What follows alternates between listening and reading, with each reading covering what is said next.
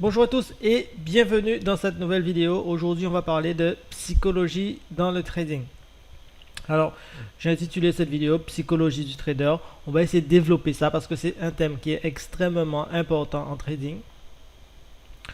Beaucoup d'entre nous savons que c'est très important, mais nous n'accordons pas, à mon sens, une assez grande importance à la psychologie. Donc, dans cette vidéo, je vais essayer de vous démontrer comment procéder. Alors, il faut savoir que c'est ma manière de procéder, donc vous pouvez aussi la personnaliser, vous en inspirer et la personnaliser à votre guise. Alors, donc ici, j'ai créé un petit schéma. Alors, on va commencer par le titre. La technique représente 20% de votre performance, c'est-à-dire la manière de se positionner, c'est-à-dire, on va dire, avec les divergences, les supports, résistances, tout ça, pour moi, ça c'est la technique. Et la technique, ça représente 20% de votre performance. Le reste, c'est de la psychologie. Ça, il faut vraiment bien le comprendre. Et ça s'applique au trading, mais aussi à de nombreux domaines. Pour ne pas dire tous les domaines. Donc ici, alors j'ai créé un petit tableau, un petit cadran, on va dire. Ici, vous voyez dans la ligne, dans la case verte, c'est là où le trader il est performant, c'est-à-dire qu'il suit sa méthodologie et il suit sa stratégie. Donc là, c'est un état psychologique où le trader aura plus tendance à faire de meilleurs résultats. Alors ici, ok, on est trader performant, stratège, et méthodologie maîtrisée. Maintenant, cette, euh, cet état psychologique se situe entre deux états, c'est-à-dire l'excès de confiance et le manque de confiance. Ici, vous voyez, quand on a quelques gros gains, des effets leviers importants, et on se dit que le trading est facile, ça veut dire qu'on sort de notre état de trader performant et on arrive dans un excès de confiance. Et l'excès de confiance, c'est un état psychologique très, très, très important parce qu'il faut vraiment pas passer un excès de confiance. Quand vous sentez que voilà, vous êtes dans une série de gains importants, vous avez un pourcentage élevé par rapport à votre capital, vous utilisez des effets de levier importants, vous vous dites voilà, il y a une pensée qui passe par dans votre tête, vous dites que voilà, le trading c'est facile. Et là, vous commencez à en fait arriver dans un état d'excès de confiance. Et là, il faut toujours le noter. Déjà, il faut savoir le noter et ramener son état psychologique à un trader performant, c'est-à-dire un trader, un stratège. Donc, comment ramener son état psychologique? Ça, je vous laisse aller chercher ces informations parce que c'est du sur-mesure. C'est du sur-mesure, c'est selon vous, selon votre personnalité. Bon, il faut savoir que les plus grands traders, bon, je parlais par exemple à la City, à Londres, par exemple, les grands traders, comment ils font? Bon, après leur journée trading, bon, ils vont dans des espaces de détente, de massage, de choses comme ça, qui est souvent payé par leur entreprise. Ils font beaucoup de yoga, de la méditation. Voilà, c'est des choses pour vraiment évacuer un peu la pression et retourner dans un état de trader performant que j'appelle ici.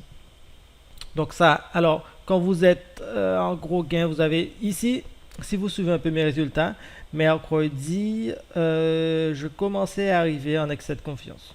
En excès de confiance, là, je suis actuellement, au moment où je vous parle, si vous regardez cette vidéo très peu après l'avoir diffusée,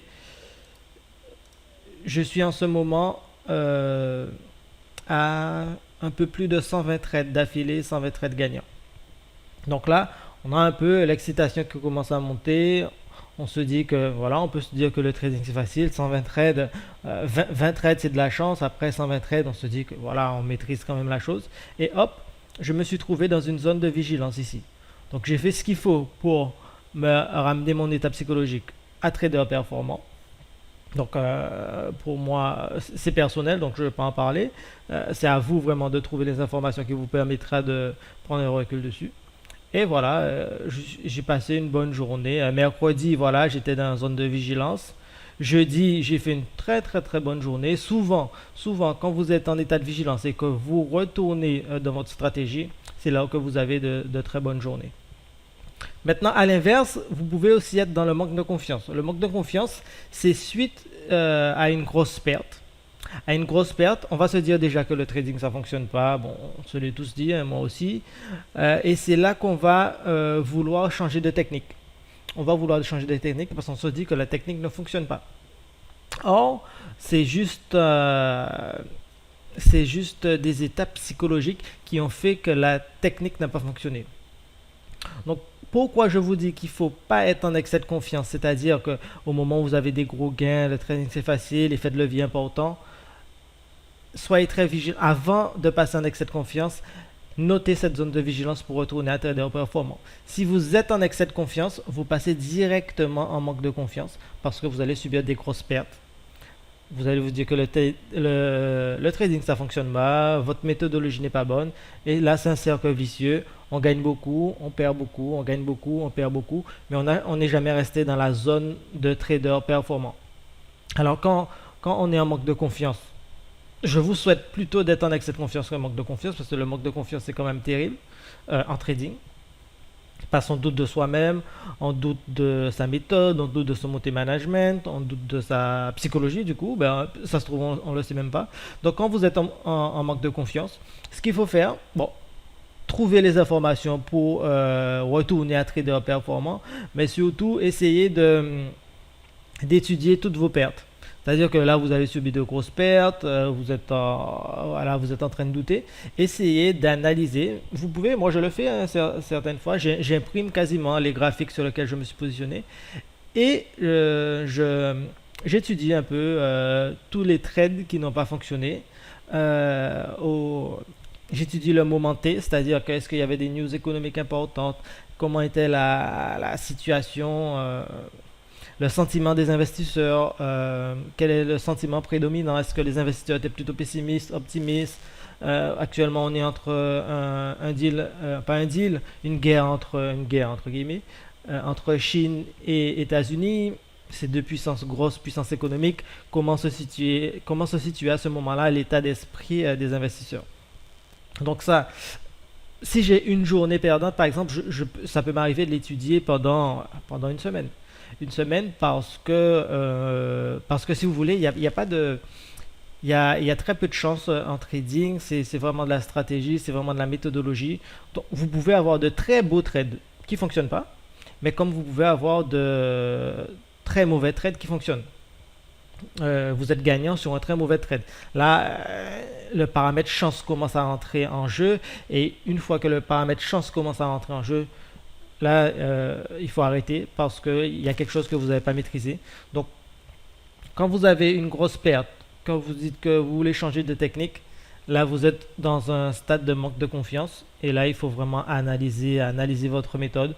Vous prenez votre plan de trading si vous en avez un. Vous révisez votre méthode.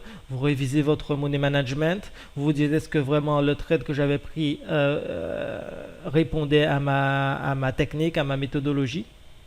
Et là, vous retournez ici à le stade de trader performant, c'est-à-dire que vous êtes stratège, vous respectez la méthodologie. Donc, ce qui est important, c'est avant d'arriver en excès de confiance, essayez de le noter à chaque fois que vous terminez votre séance pour retourner votre état d'esprit à votre état psychologique à trader performant, parce que c'est ici que vous allez faire la plus grosse partie de votre performance. C'est vraiment ici. Moi, si je ne suis pas ici, ben, je ne traite pas. Je traite pas. Je vous ai dit mercredi, j'étais ici. J'ai fait le nécessaire pour retourner. C'est un peu aussi la connaissance de soi. Trouver les informations adéquates à vous-même pour voilà, prendre du recul et retourner à trader performant quand vous sentez que vous êtes en excès de confiance. Et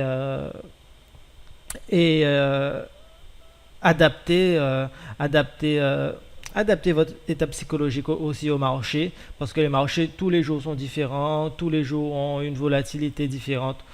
Donc essayez de surveiller aussi tout ce qui est news économique, le sentiment des investisseurs.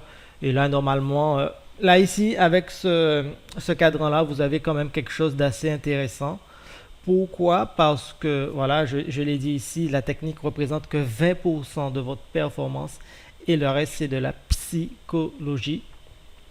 Ça, c'est valable pour le trading, notamment, ça, parce que je l'ai étudié, mais c'est souvent valable pour tous les domaines dans lesquels vous êtes, je veux dire, finance, carrière, relations professionnelles, tout ça, la technique représente un petit pourcentage comparé à la psychologie. Et en trading, il est vraiment important de maîtriser à fond ce cadran. Donc ce cadran, vous pouvez faire une capture d'écran ou l'imprimer. Et voilà. Si, je ne sais pas si j'ai été vraiment pédagogue ici, mais si vous avez vraiment compris ce que je voulais développer, il y a de fortes chances que vous, en l'appliquant, il y a de fortes chances que vous arriviez à de bonnes performances en trading.